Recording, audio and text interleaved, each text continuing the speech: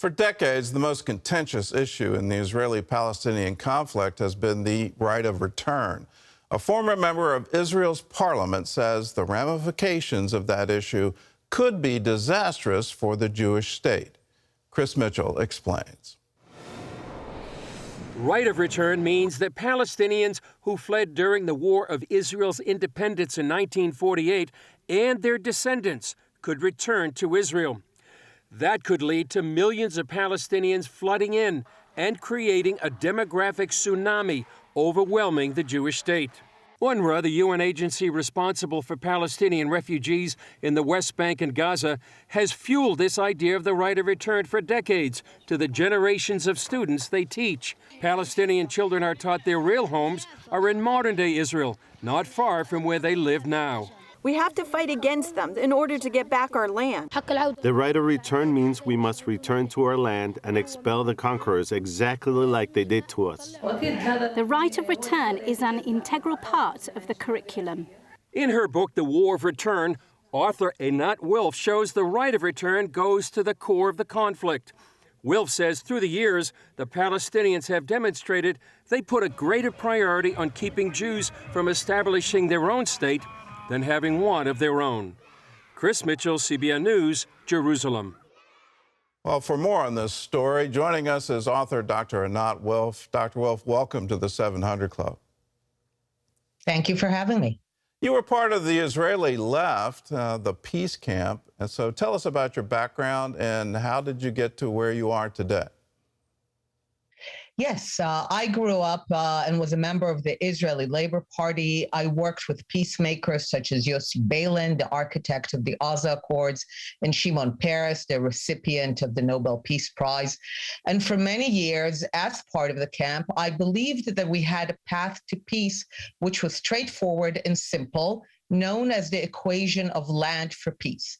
If Israel would hand over land, whether the Sinai or the Golan Heights or the West Bank and Gaza, if Israel were to hand this land to its Arab neighbors, Israel could be guaranteed of peace.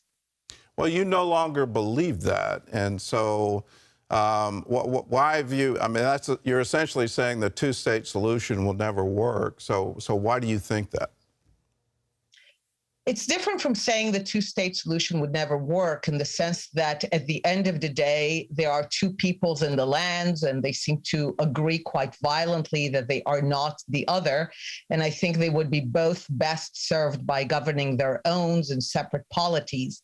The problem is that this has been made impossible because the conflict was never about land. And that's what Jews like myself in Israel learned in the hard way, realizing that the Arabs of the land, the Palestinians, have been always committed from the get-go to the idea of no sovereign state for the Jewish borders in any borders whatsoever.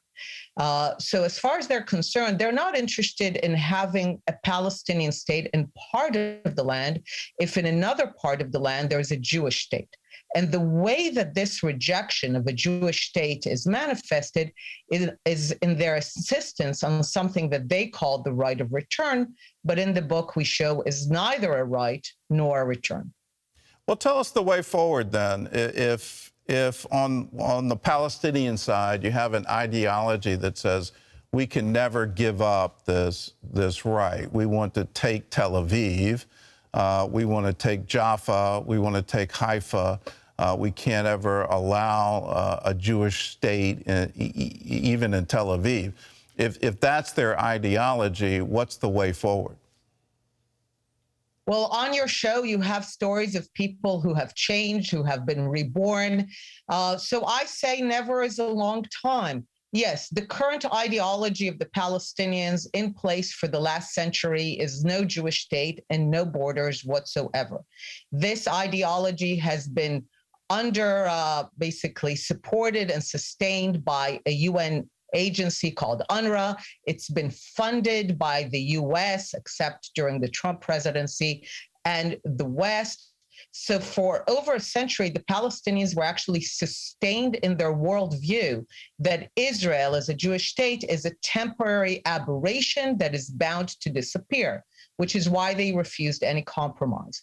So if we are ever to get to peace and compromise, my message is that the West and the Arab world needs to give Palestinians some tough messages, which is that Israel is here to stay, that the Jewish people have a historical connection to the land, they have the right to their own state in at least part of the land, and the Palestinians have to come to terms with that. In the book, we show other peoples who, when they received those messages, which were basically, we know it's tough, but move on, they ultimately moved on. It took a generation, sometimes less, sometimes more, but ultimately people changed and realized they have to come to terms with reality. The Palestinians are yet to come to terms with reality because they have been sustained in their worldview that they don't have to accept the reality of the state of Israel. I've been saying for years UNRWA needs to go away, that this is American taxpayer dollars going in to fund an ideology being taught to children on a continual basis that they have to wipe out the Jews. I've also said we cannot support financially the Palestinian Authority because a portion of that funding goes in to pay for the martyr payments, and that is all based on how many Israelis you kill. So we had, I guess, a moment of tough love with Ambassador David Friedman saying, enough already, and under the Trump administration, UNRWA funding was eliminated. Palestinian Authority funding was almost eliminated, but reduced. Now, under the Biden administration, it's this grand reset where UNRWA is now being refunded. Palestinian Authority, they're trying to reopen a consulate to them. The withdrawal from Afghanistan is showing, well, if you just wait it out, the West will get tired. You know, from an ideological standpoint, have we actually invigorated the concept of the right of return? Certainly, and that's a shame. And I know that President Biden is not supportive of the idea that Israel is temporary and that the Palestinians should therefore never compromise with it because one day it will revert to them. But there's this indulgence of the Palestinians. There's this refusal to give them the tough messages that are necessary to move forward. And this is unfortunate because for 70 years, the United States and the West are basically underwriting the conflict. Every day, they're funding an organization, UNRWA, that is teaching Palestinians that they don't need to compromise with Israel. They don't need to come to terms with it because one day, from the river to the sea, from the Jordan River to the Mediterranean Sea, Palestine will be exclusively theirs. As a result, every time that they are pushed to the negotiating table with Israel, they run away because they're not interested in finally making a compromise. And the American administration is underwriting that by giving money to UNRWA. And in the book, we also show that there's a direct link between the UNRWA schools and raising another generation of people who turn to terrorism because they believe they are justified in every means in fighting against Israel. How much does corruption play a role in this? I mean, it's been pointed out since the 1950s that the Palestinian people are actually pawns of their leadership. They're intentionally kept in camps. They're intentionally kept in poverty and deprivation. They're not allowed to get citizenship in Lebanon or these other neighboring countries. They're never allowed to get a job. All of these things happening. How much is just out and out greed on the part of the leadership to put money into their Swiss bank accounts? How much is that playing a part of this? Unfortunately, that would actually make things easy. Unfortunately, what we discovered in the book is that the complete and blanket rejection of the idea that the Jewish people have a right to sovereign state in any part of the land is the most common consensus of all Palestinians. So what we show in the book is actually it is the Palestinians themselves, the Arab refugees themselves after the war, who refuse resettlement, who refuse to move forward.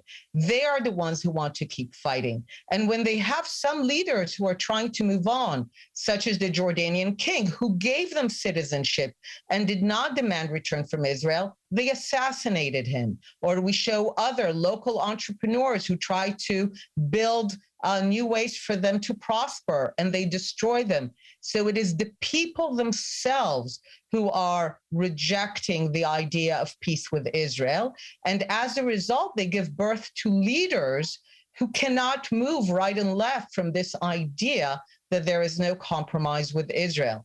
So while there is corruption, the issue of corruption is secondary to this broad ideology. Sometimes people say, let's make sure that UNRWA is run properly and accountable. And my answer is, I don't want an organization dedicated to the destruction of the state of Israel to be better on its books.